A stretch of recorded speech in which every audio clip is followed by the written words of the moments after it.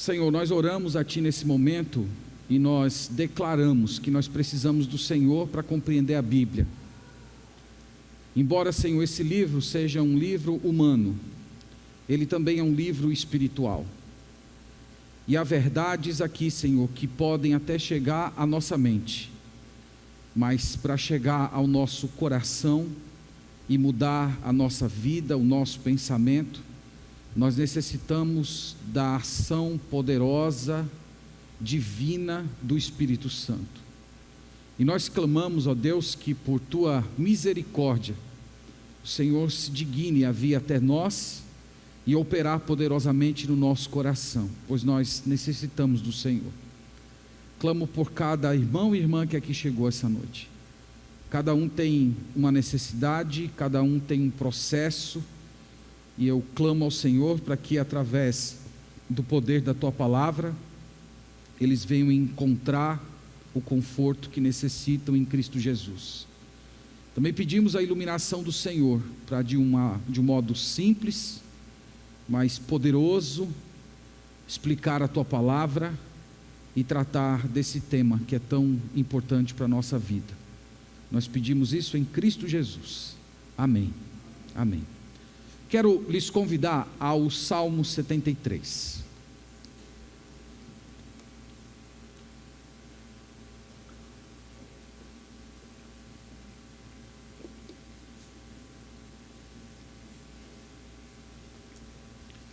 Salmo 73. O título do Salmo 73 é Salmo de Asaf. Meus irmãos, há certas ocasiões na vida em que nós somos tomados por um profundo abatimento que leva a nossa alma à desesperança e à solidão. E quando esses sentimentos ganham volume internamente, é comum nós nos pegarmos ressentidos com Deus e às vezes até descrendo da sua bondade, do seu cuidado e do seu amor para conosco. Nós vamos ver hoje à noite que essa foi a experiência do salmista Asaf. Asaf é um levita, um compositor. Asaf é um homem cheio do Espírito Santo, mas que nesse escrito ele demonstra o seu coração, e nós podemos vê-lo em um profundo dilema espiritual. Ele se ressente com Deus por conta da situação da sua vida. Ele chega ao ponto em dizer que não cria na bondade de Deus e que nem via mais significado no seu trabalho de levita.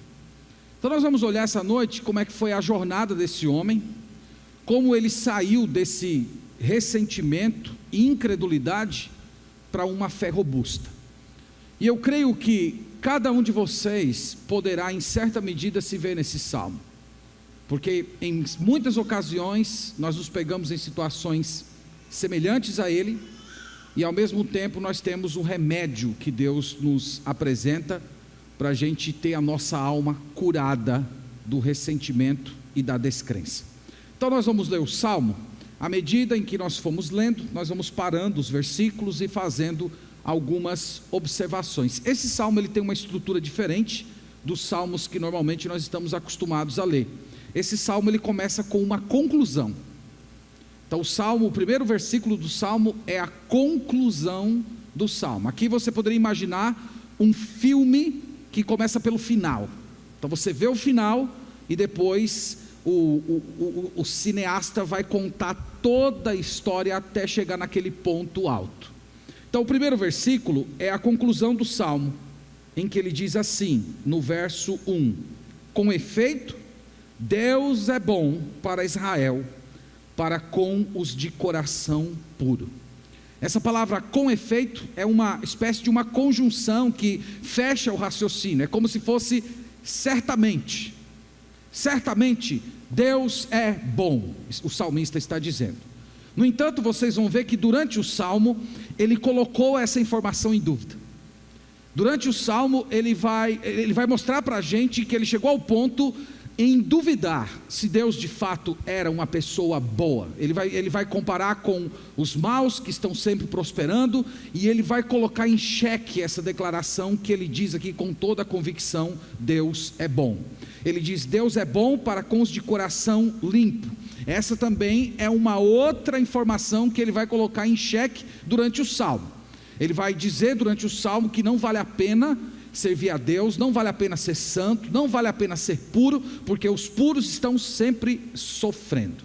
Mas aqui ele já está de antemão, meio que preparando o coração dos seus leitores. Lembra que ele era um levita, ele era um homem de Deus, então é como se ele dissesse assim: gente, eu vou contar para vocês uma história, mas olha, eu vou dizer para vocês de antemão que está tudo bem, já passou, está tudo superado. Deus é bom com os de coração puro. Mas no verso 2 e verso 3, ele dá um passo atrás e ele conta como foi a sua jornada até chegar a essa conclusão que Deus é bom. No verso 2 e no verso 3, nós vamos ver que o Asaf faz uma confissão. Em palavras simples, essa confissão diz o seguinte: eu quase caí, eu me peguei invejando os pecadores. Vejamos o verso 2 e o verso 3. Ele fala assim: quanto a mim, porém, quase me resvalaram os pés, pouco faltou para que se desviassem os meus passos, pois eu invejava os arrogantes ao ver a prosperidade dos perversos. Então ele está dizendo: Deus é bom, quanto a mim, não sei se você nota esse contraste, Deus é bom, já eu não sou tão bom assim. Ele diz: eu duvidei de tudo que eu acabei de dizer para vocês no verso 1, eu duvidei que Deus é bom, os meus pés quase resvalaram. Essa expressão é para dizer assim: faltou muito pouco para eu me desviar.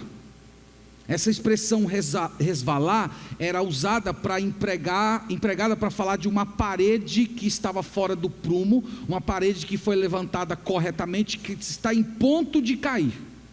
Então ele está usando essa figura para dizer assim: eu estive desequilibrado espiritualmente, a parede da minha comunhão com Deus esteve ao ponto de cair, e eu me peguei no caminho da apostasia. Ele diz ainda o motivo, ele diz: o motivo de tudo isso é que eu invejava os arrogantes.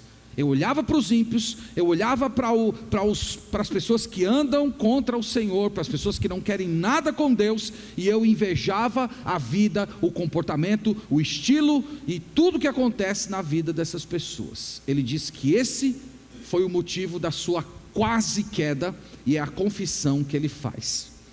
Do verso 4 ao verso 12, ele vai expandir um pouco mais essas palavras, dando exemplos do porquê ele via que o ímpio vivia numa boa.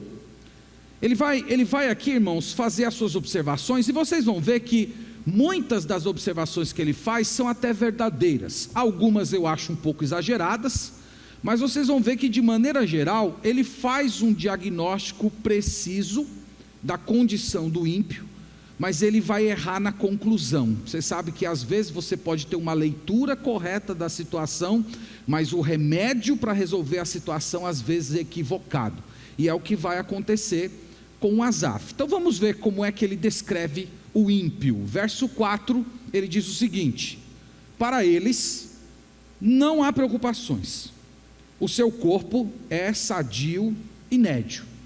Conecte isso aqui com o verso anterior. No verso anterior ele disse: eu invejei os arrogantes. Por que eu invejei? Ele está dizendo no verso 4: porque eles têm uma vida tranquila, porque eles vivem sem preocupação, porque eles têm saúde. É o que ele diz no final do verso: sadio e nédio. É para dizer, eles têm saúde de ferro, por isso eu invejei. Versículo 5, o que mais? Ele diz: não partilham das canseiras dos mortais, nem são afligidos como os outros homens. Então ele está dizendo: eu invejei porque eles não passam pelos mesmos problemas que a gente passa, eles não passam pelas mesmas aflições que comumente os que são de Deus passam. No verso 6, ele continua: daí a soberba que os cinge como colar, e a violência que os envolve como o manto. Então ele está dizendo que por conta dessa vida que eles têm, aparentemente boa, sem nenhum problema, eles são altamente soberbos e violentos. A soberba e a violência é tão comum, é tão parte deles como a roupa. Eles se vestem disso. Por isso ele diz: eu invejei. Versículo 7, ele diz ainda: os olhos saltam-lhes da gordura, do coração brotam-lhe fantasias. Então os olhos saltar da gordura, aquela expressão dos olhos que brilham pelos próprios objetos daquilo que eles cobiçam. Eles estão sempre cobiçando, eles estão sempre correndo atrás daquilo que eles gostam, daquilo que eles desejam. No verso 8, ele continua dizendo mais um motivo pelo qual ele invejou os ímpios. Ele diz: motejam e falam maliciosamente, da opressão falam com altivez. Ele está dizendo, eles são perversos, eles fazem motins para realizar todo tipo de mal, e depois de praticar o mal, eles ainda se juntam e falam orgulhosamente da maldade que fizeram. Ele continua, verso 9: contra os céus desandam a boca, e a língua percorre a terra. Então essas expressões é para falar de blasfêmia. Eles levantam, eles se posicionam, eles falam contra Deus, e ao mesmo tempo que eles falam contra os homens, eles estão sempre blasfemando contra o Senhor, e estão blasfemando contra o próximo. Ele continua, verso 10: por isso o seu povo se volta para eles, e tem por fonte de que bebe a largos sorvos. Sabe o que ele está dizendo aqui? Que ainda por cima, essas pessoas são modelos, elas são parâmetros, ou usando uma linguagem dos nossos dias, eles são ídolos.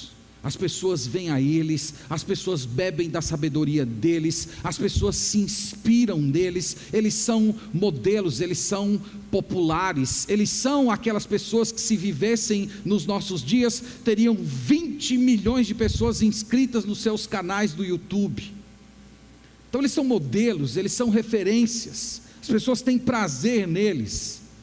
No verso 11, olha mais o que ele diz, e diz: como sabe Deus? Acaso há conhecimento no Altíssimo? Está dizendo, olha, Deus não sabe de nada, Deus não conhece todas as coisas, Deus não está nem aí para a gente. Isso aqui é uma espécie de um ateísmo prático. Eles estão negando essa intervenção, essa presença de Deus que está julgando as pessoas, anotando nos seus livros aquilo que as pessoas dizem. Eles dizem, isso é tudo mentira, Deus não está nem aí. E aí no verso 12, ele faz uma síntese dizendo: eis que são estes os ímpios, e sempre tranquilos, aumentam as suas riquezas. Então eles são ímpios, eles estão sempre tranquilos, e mesmo vivendo essa vida de maldade, de opressão, de revolta contra Deus, eles ainda prosperam, estão enchendo os bolsos de dinheiro, são saudáveis e têm muito dinheiro. Então, meus irmãos, como eu disse para vocês, a maioria das observações que o Asaf fez, eu tenho certeza que você concordaria. Algumas você pode até achar que ele exagerou um pouco nas figuras, mas de modo geral, a coisa é por aí mesmo. Quando nós olhamos para esse mundo, nós temos uma sensação imediata de que o ímpio está sempre numa boa, de que parece que ele vai de bem para melhor, ele não tem peso na consciência, ele não tem nada que aflige o seu coração, e ele está dando passos largos em direção àquilo que ele julga que é a sua felicidade. Então Asaf faz essa leitura. Só que no verso 13 e 14, ele estabelece a sua conclusão. Qual é a conclusão dele? E eu vou dizer de imediato para vocês, a conclusão dele é de assustar.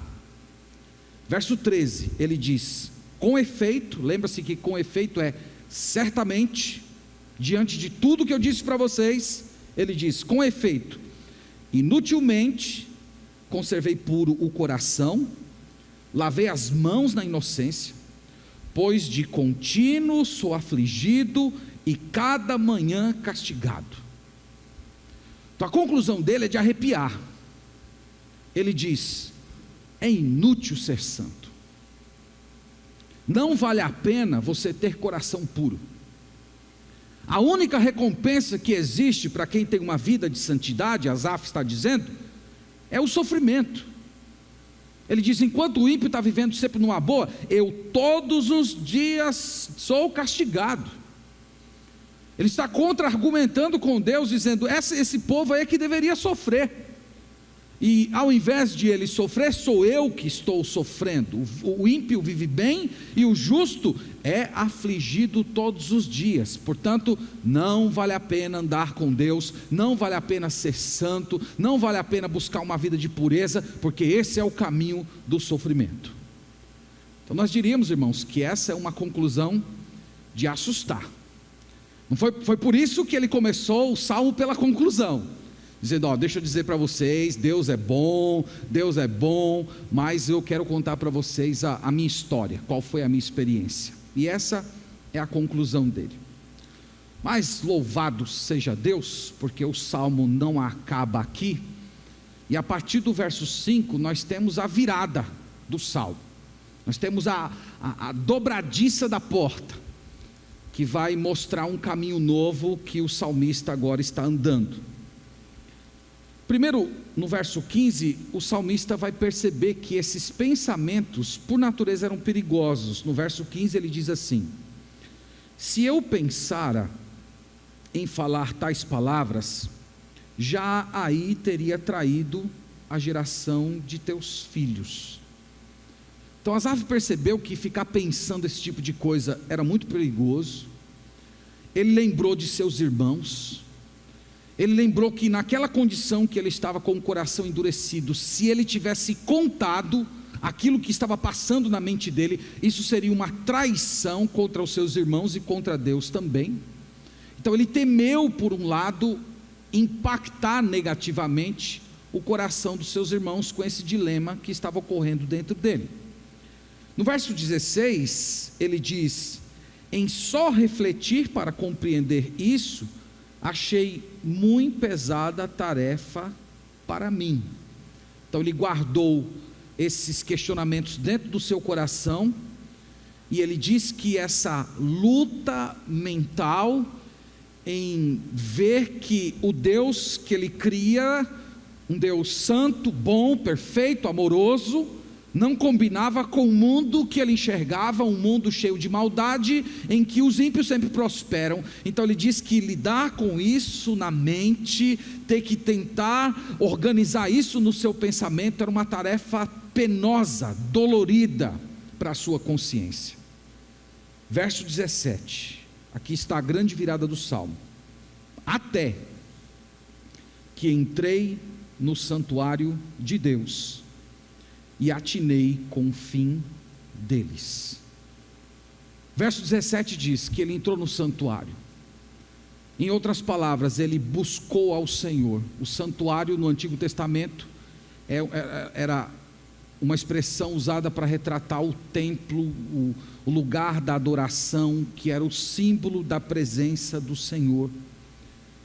Então essa expressão, entrei no santuário, é para dizer: eu orei, eu me coloquei diante do Senhor e abri o meu coração. E o texto diz: e aí então eu atinei para o fim deles. Ele está dizendo: eu, a partir do momento que fui ao Senhor, entrei na presença do Senhor, abri o meu coração, é como se todas as nuvens de incerteza, toda aquela escuridão espiritual tivesse sido dissipada, e Deus claramente me mostrou o quadro, porque eu não estava enxergando a realidade como de fato ela é. E ele agora vai descrever o que Deus mostrou para ele. Então vamos olhar aqui o que Deus mostrou para ele. Em primeiro lugar, Deus deu a ele uma visão correta a respeito dos ímpios. Vamos ler do verso 18 ao verso 20. Tu certamente os pões em lugares escorregadios e os fazes cair na destruição. Como ficam de súbito assolados, totalmente aniquilados de terror. Como ao sonho quando se acorda, assim, ó Deus, ao despertares, desprezarás a imagem deles. Então toda aquela visão que ele tinha a respeito do ímpio, que o ímpio é saudável, que o ímpio é próspero, que o ímpio está sempre sorrindo, que o ímpio está sempre vivendo bem, ele diz, na verdade está tudo errado, isso não é a realidade. Deus coloca o ímpio em lugares escorregadios. Isto é, o ímpio pensa que está estável, mas na verdade o ímpio está à beira de um precipício. Ele está vivendo a sua vida alegre, pulando, correndo de um lugar para o outro, e ele está à beira de um grande abismo, e ele é incapaz de perceber a sua própria situação, como ele está a um passo da sua destruição, e os seus olhos estão completamente embotados, eles não veem. Ele está dizendo que o ímpio está em perigo de morte, o ímpio está a um passo de morrer, e ele não percebe essa situação. Então aqui, irmãos, nós percebemos a virada no coração do salmista. O salmista não tem mais inveja do ímpio. O salmista não tem mais inveja da aparente prosperidade. E ele não tem mais inveja porque agora ele está enxergando o ímpio com os olhos de Deus. Ele está enxergando a vida com os olhos da eternidade. E isso mudou ele.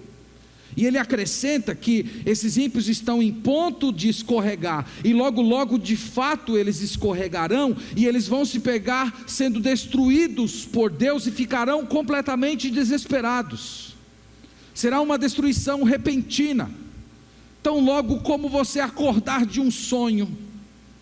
Ele está dizendo que o ímpio está nessa posição.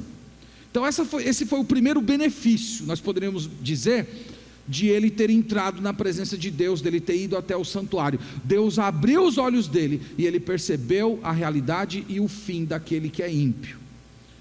Em segundo lugar, ele também adquiriu uma visão correta a respeito de si. Verso 21 e verso 22, veja como ele mudou a visão de si mesmo. Ele diz assim: quando o coração se me amargou, e as entranhas se me comoveram, eu estava embrutecido e ignorante, era como um irracional à tua presença. Durante a primeira parte do Salmo, nós encontramos assim o Asaf cheio de justiça própria. Nós encontramos o Asaf dentro daquilo que nós chamamos de autocomiseração, sentindo pena de si mesmo, comparando-se com o ímpio e achando-se o coitadinho. E aqui agora, depois dele ter entrado no santuário, ele tem uma visão diferente a respeito de si. Ele diz assim: eu estava com as minhas emoções distorcidas, eu estava revoltado contra Deus, eu agi como um animal, eu fui tolo, eu estava cheio de amargura, eu estava bruto, irracional, os meus sentimentos estavam distorcidos, eu tinha uma mentalidade errada. Ele está aqui, irmãos, mostrando para todos nós que emoções erradas a respeito de Deus levam a uma percepção falsa das obras e da maneira como Deus opera nesse mundo. Mas a partir do momento que ele entrou na presença do Senhor, o Senhor mudou a forma dele ver a si mesmo. Mas ainda um outro benefício é que ele passou a ter uma visão correta também a respeito de Deus. Verso 23 e o verso 24 diz isso: todavia estou sempre contigo, tu me seguras pela minha mão direita, tu me guias com o teu conselho e depois me recebes na glória. Muito bonito isso, irmãos. Ele está dizendo que em todo esse episódio, em que ele esteve revoltado contra Deus, irado contra Deus, ressentido contra o Senhor, bruto, irracional, em que ele esteve cultivando pensamentos errados, blasfemos contra o Senhor, ele está dizendo: Deus esteve sempre comigo. Deus continuou me segurando por sua mão. É como se ele estivesse dizendo: eu tenho pensamentos maus, eu tenho desejos tortos, mas o Senhor sempre intervém com graça, com conforto, alimentando a minha fé. Deus me aceitou, me recebeu, me restaurou, Ele me segurou e Ele me conduz para a glória, apesar de eu ter tido pensamentos tão horríveis a respeito do caráter dele. Deus mudou a forma dele enxergar o próprio Senhor. Ele viu que Deus de fato é bom. O restante do salmo, irmãos, ele mostra o resultado dessa experiência toda. Lembra que esse salmo era um salmo de instrução? Então você precisa imaginar o Asaf como sendo um mestre, um homem maduro, com vários levitas mais novos que ele, e ele ensinando esses levitas, e ele vai mostrar para eles assim, qual foi o fruto, qual foi o resultado de toda essa minha experiência. Verso 25 e 26 ele diz: quem mais tenho eu no céu? Não há outro em que eu me compraza na terra. Ainda que a minha carne e o meu coração desfaleçam, Deus é a fortaleza do meu coração e a minha herança para sempre. Asaf está dizendo aqui, irmãos, que em todo esse episódio ele descobriu que Deus é o seu maior tesouro. Ele descobriu que mesmo que Deus queira que ele continue sofrendo fisicamente, emocionalmente, todos os dias da sua vida, ele diz: o Senhor ainda é a minha porção, Ele ainda é a minha fortaleza, é nele que eu me seguro, a minha vida está nas mãos dele. É como se o Asaf estivesse dizendo assim: para mim tudo que importa é a presença de Deus. Se Deus está comigo, eu posso sofrer. Se Deus está comigo, a minha carne pode desfalecer, pode acontecer o que for na minha vida, a única pessoa que não pode me faltar é o Senhor. Ele descobriu isso na sua experiência. No verso 27 ele declara: os que se afastam de ti, eis que perecem. Tu destróis todos os que são infiéis para contigo. Ele está reafirmando aquilo que ele disse já nos versos anteriores sobre o destino dos ímpios. Depois de falar que os ímpios estão em lugares escorregadios, ele está acrescentando agora que eles irão perecer, eles serão destruídos, porque eles são infiéis para com o Deus verdadeiro. E o encerramento do salmo, verso 28: quanto a mim, bom é estar junto a Deus. No Senhor Deus ponho o meu refúgio, para proclamar todos os feitos. Então, bom é estar com o Senhor.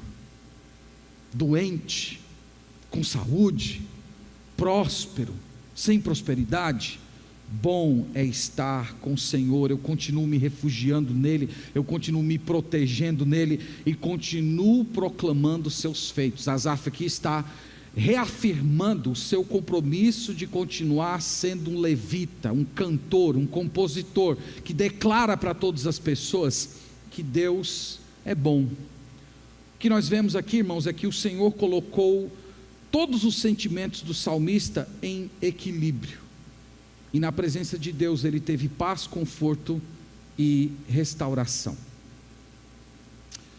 Meus irmãos, o que esse salmo tem a ver com a gente hoje?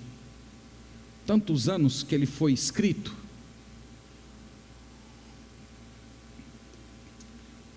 Esse salmo foi escrito mais ou menos 1000 anos antes de Cristo. Veja como ele é atual. Eu creio que quando nós lemos um salmo como esse, qualquer leitor é colocado diante dessa questão, de cara, imediato: você se ressente com a vida que Deus lhe deu? É quase que impossível você ler esse salmo e não se pegar com essa pergunta. Você se ressente com a vida que Deus lhe deu? Quando eu falo se ressentir com as coisas que Deus lhe deu, eu estou falando especialmente daquelas coisas que você não pode mudar.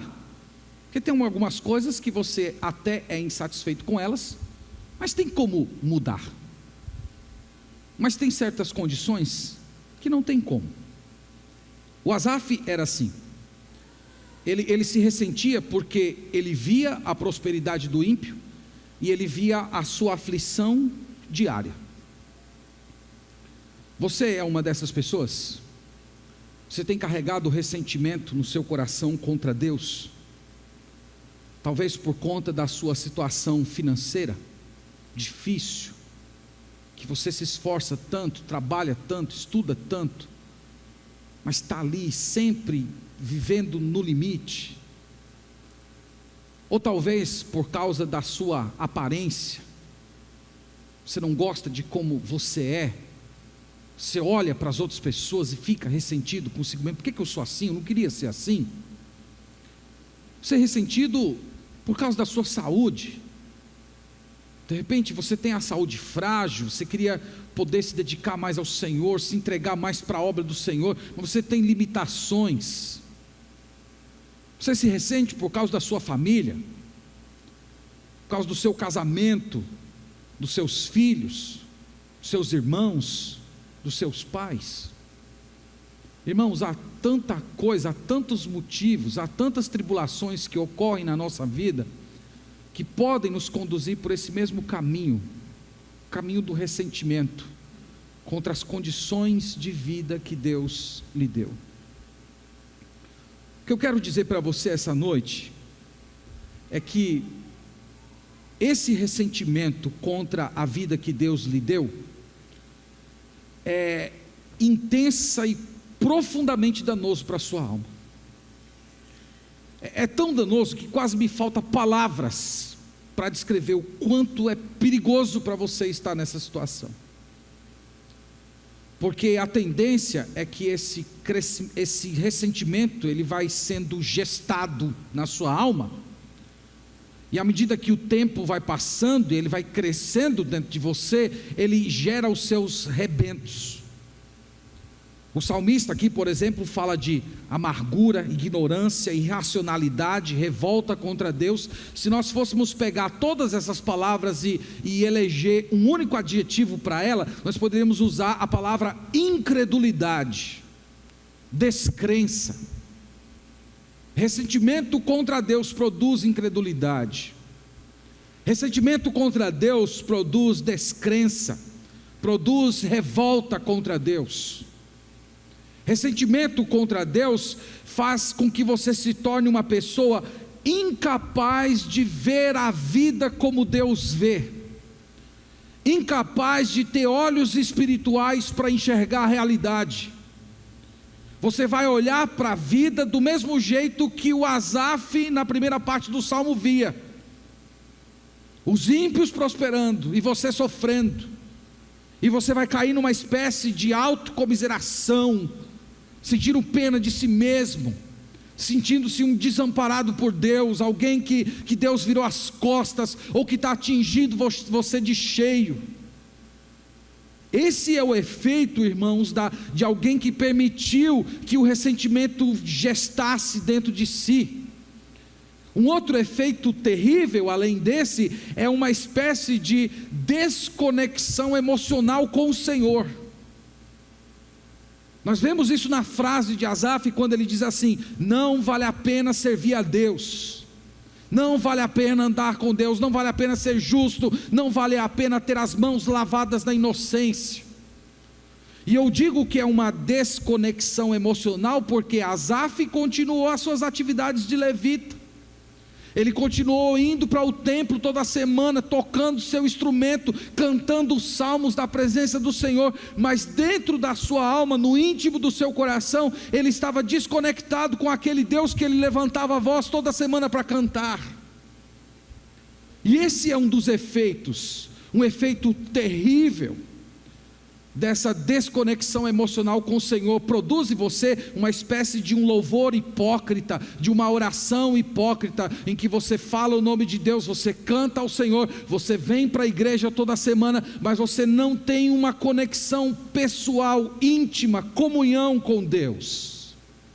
É a incredulidade de quem está na igreja, é a incredulidade de quem não confia no Senhor, de quem não descansa no Senhor, que vive sempre afligido por conta dos males da vida. Irmãos, é terrível o ressentimento contra o Senhor. É terrível você ter um comportamento interno, onde você não vive contente com o que você é e com o que Deus lhe deu. Esse salmo, ele ensina a gente como sair dessa situação. Como é que você pode migrar dessa situação de ressentimento, de revolta, de rebeldia interna contra Deus, para uma fé robusta, firme, alegre, plena no Senhor? O salmo ensina que nós precisamos urgentemente ir a Deus. Usando as palavras do salmo, nós precisamos entrar no santuário, nós precisamos nos prostrar diante do Senhor, nós precisamos orar, nós precisamos pensar na grandeza, nas obras de Deus, porque é só na presença de Deus que a sua mente vai ser reorganizada, é só na presença de Deus que Ele vai abrir o seu entendimento, e você vai de fato olhar a sua vida como Deus vê, e você vai enxergar esse mundo com os olhos de Deus. São muitos, irmãos, os benefícios que ocorrem quando nós oramos ao Senhor, nesses momentos de aflição interna. O primeiro benefício é que o Senhor vai capacitar você a entender esse mundo, como esse mundo de fato é. Você vai perceber que esse mundo não tem nada para lhe oferecer. Você vai ver que os prazeres que esse mundo oferece, como diz lá em Hebreus 11, são prazeres transitórios do pecado, que a única coisa que eles fazem na sua vida é roubar o seu deleite em Deus, a sua possibilidade de ter alegrias eternas, superiores no próprio Senhor. Se você for à presença de Deus, o Senhor também vai mudar a sua maneira de enxergar os ímpios, os pecadores. Você vai chegar à mesma conclusão de Asaf: eles estão em lugares escorregadios, e você não vai ter mais inveja deles. Você os verá como escravos do pecado, filhos do diabo, cegos, surdos espirituais, que estão caminhando em direção ao juízo de Deus, e você não terá mais inveja deles, você terá compaixão deles. Pensa nisso. Você também vai compreender quem é você. A oração vai descortinar os seus olhos para você enxergar quem você é. Você é frágil, você é inconsistente, você é dependente, você tem um coração mau, você pensa coisas terríveis sobre Deus, e você vai perceber que você necessita do Senhor e da palavra do Senhor, que torna você forte. E por fim, você vai compreender melhor o Senhor. Você vai sair desse estado de autocomiseração e declarar como salmista: quer saber? Deus é bom. Deus é bom. No Senhor eu me refugio. Eu me alegro no Senhor. Se eu fosse colocar isso, irmãos, numa única frase, eu diria assim, que esse salmo, ele nos ensina que nós precisamos aprender a confiar no que o Senhor diz, e não naquilo que a gente enxerga. Entende isso? O que o Senhor diz, não o que você vê. Eu gosto de ilustrar isso para os alunos do seminário. Imagina que, hipoteticamente falando, você lesse na Bíblia que o nosso planeta Terra é quadrado. A Bíblia não diz isso, tá? Mas hipoteticamente você leu lá na Bíblia que o planeta Terra é quadrado, e você se tornou um astronauta muito famoso, vai fazer uma viagem para a Lua, e quando você atravessou o nosso planeta, você olhou e viu que o planeta é redondo. A Bíblia diz que é quadrado, mas eu estou vendo que é redondo. Você imediatamente iria dobrar o seu joelho e dizer assim: Senhor, me ajuda, tem misericórdia de mim, porque eu estou com um problema na minha vista. É assim que nós temos que ser. Você não acredita no que você vê, o seu olhar é turvo, o seu olhar é viciado. Nós confiamos naquilo que o Senhor declara, e é lá na presença dEle, irmãos, que nós temos a nossa fé fortificada e temos plenitude. Eu queria terminar dizendo para você que em todas as cavernas da sua vida, sabe aquelas em que você se pega meio que vagando sem rumo, com aquela sensação de escuridão, solidão, tropeçando, batendo a cabeça? Cada caverna dessa, na verdade, é um túnel que te conduz para a glória. Essa, irmãos, é a nossa experiência cristã. Portanto, eu queria dizer para você essa noite: não pare, continue caminhando, com a sua velinha da fé acesa nas suas mãos, às vezes até batendo um vento, parecendo que vai apagá-la, mas continue. Mais algumas caminhadas, mais alguns tropeços, você vai ver a luz de Deus raiando na sua vida, você vai parar de pisar nas pedras duras e poder sentir a grama verde e as águas fluindo do trono de Deus.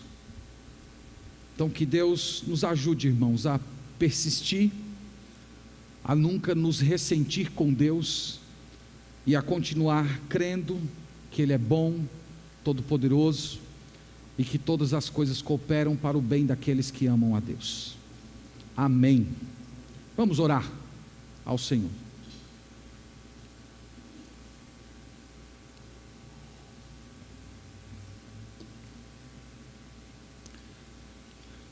Senhor, nós agradecemos por essa noite, por esse salmo. Tantas vezes, Pai, nós nos pegamos no mesmo retrato desse levita, brutos, irracionais, revoltados contigo, cheios de autocomiseração, tentando resolver os problemas do nosso próprio jeito, enxergando a realidade com os nossos olhos não confiáveis. Nós oramos ao Senhor, nós clamamos, ó Deus, e essa noite, à semelhança desse homem, nós entramos no teu santuário, clamando ao Senhor para que o Senhor dissipe as trevas mentais, pedindo que o Senhor restaure a nossa visão espiritual, pedindo, Senhor, que Tu nos faça novamente sentir o Teu amor, ver a Tua presença confortante, restauradora, nos ajudando, nos guiando, nos iluminando. Nós precisamos disso, Senhor. Dissipa essas trevas de nós e certamente nós glorificaremos o Teu nome.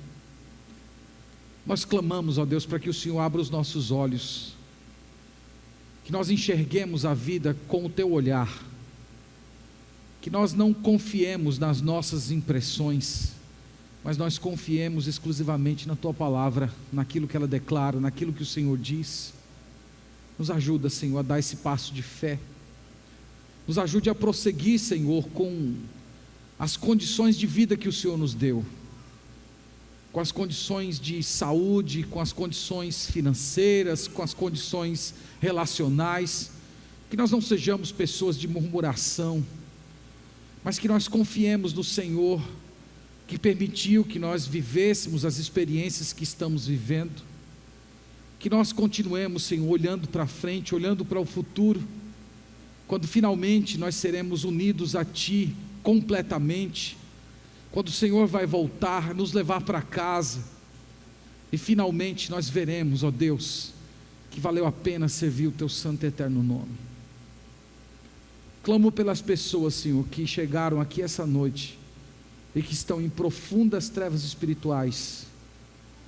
Conforta, Senhor, ilumina, abençoa, restaura, renova para o Teu louvor.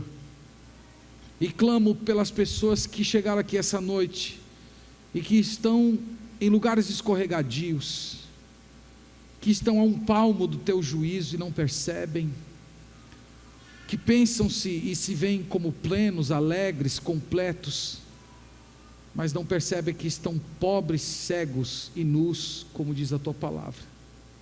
Senhor, quebranta essas pessoas, ilumina, salva, regenera, para que elas recebam o dom da vida eterna e tenham um significado espiritual na vida. Nós pedimos todas essas coisas, Pai, no nome do Senhor Jesus, para a glória do Teu santo e eterno nome. Amém. Amém.